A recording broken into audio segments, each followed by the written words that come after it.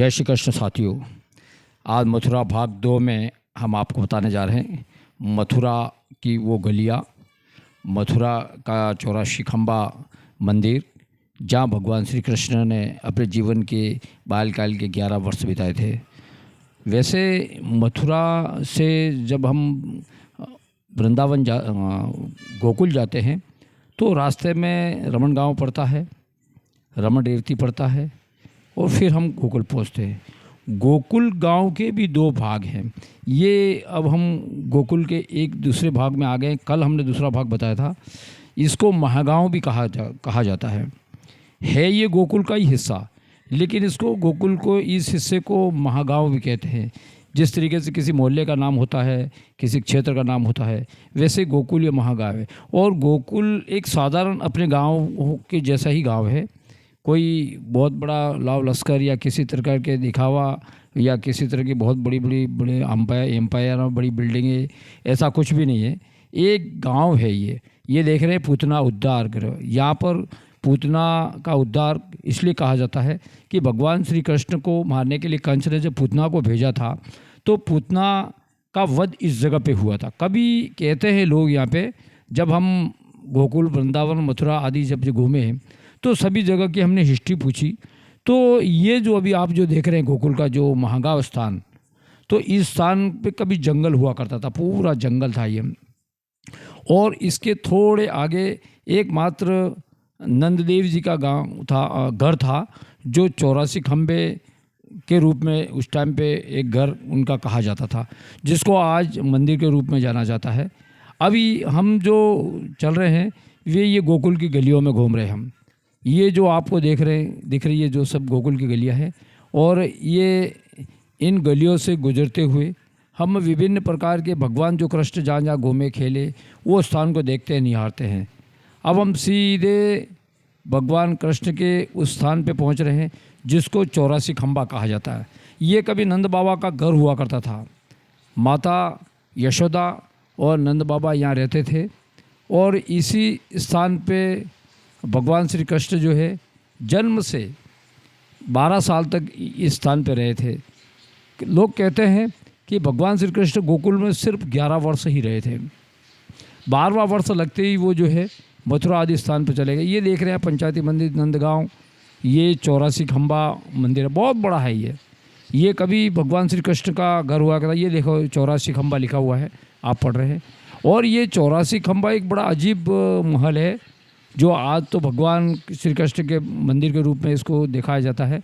लेकिन इसमें 84 खंबे जब आप गिनते हैं तो गिन भी नहीं पाते हैं। जब आप इन खंभों को गिनते हैं तो कभी 84 आते हैं, कभी 85 आते हैं और कभी 83 खंबे आते हैं। ये खंबे कभी पूरे कोई व्यक्ति गिन नहीं पाता है। ये बड़ा अजीब बना हुआ एक मेला, भूल भुलैया के जैसा कुछ इसका बनावट है, और बहुत ही अच्छा, मतलब कि एक देखने लायक स्थान है। भगवान श्री कृष्ण का बालकाल या बीता सबसे महत्वपूर्ण स्थान तो इसलिए इसको माना गया है कि जिनको भगवान विष्णु को के रूप में जो भगवान श्री कृष्ण ने जब इस पृथ्वी पे जन्म लिया था पापियों का नाश करने के लिए, तो उन भगवान का ये स्थान रहा है।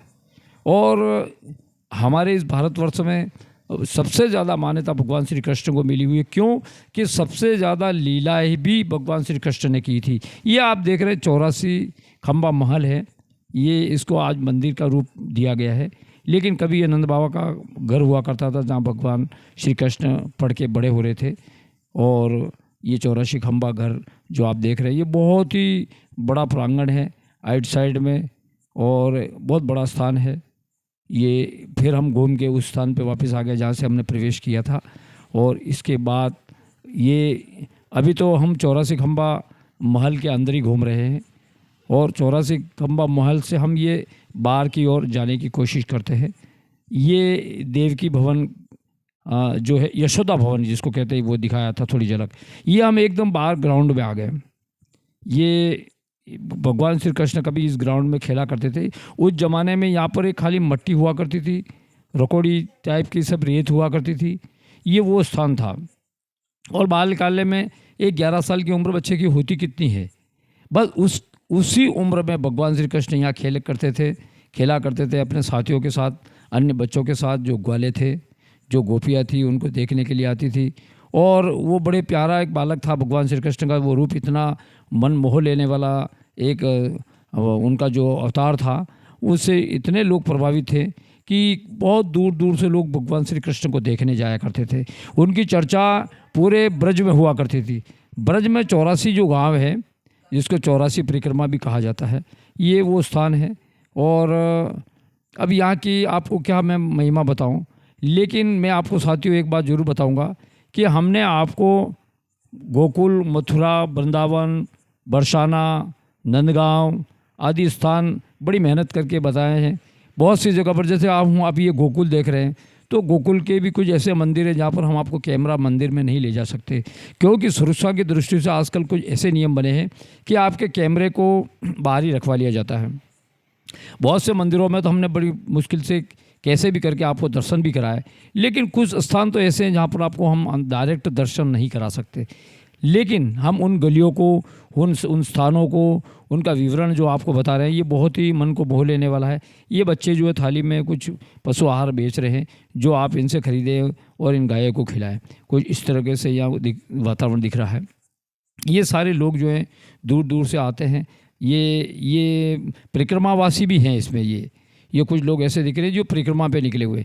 वैसे साथियों, मैं आपको बताना चाहूँगा कि यहाँ पर 12 महीने परिक्रमा चलती है। जिस तरीके से नर्मदा जी की परिक्रमा 12 महीने चलती है, ये आनंद भवन की ओर रास्ता बता रहे हैं। हम वापस उस रोड पे आ गए हैं जहाँ से हम प्रवेश किया था।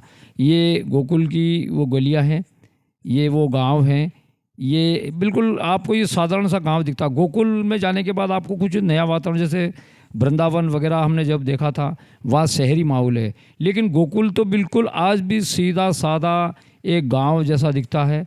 और आज भी महिमा मन को मोह लेने वाली अभी भी उस जमीन में वो बनी हुई है। जब आप वहाँ जाते हैं उस भूमि में, मेरे सामने तो दोस्तों आप देख रहे हैं, यही है यशोदा मैया का घर, जो कि हजारों साल पुराना इसे बताया जाता है। और आज भी ये भवन आपको देखने को मिल जाएगा जहाँ पर भगवान श्री कृष्ण जी को पाला गया था, उनका बचपन बीता था।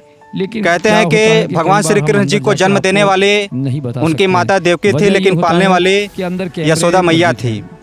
तो हम जान सकते हैं यशोदा मैया ही यशोदा कृष्ण जी को पाल पोस कर उन्होंने बड़ा किया।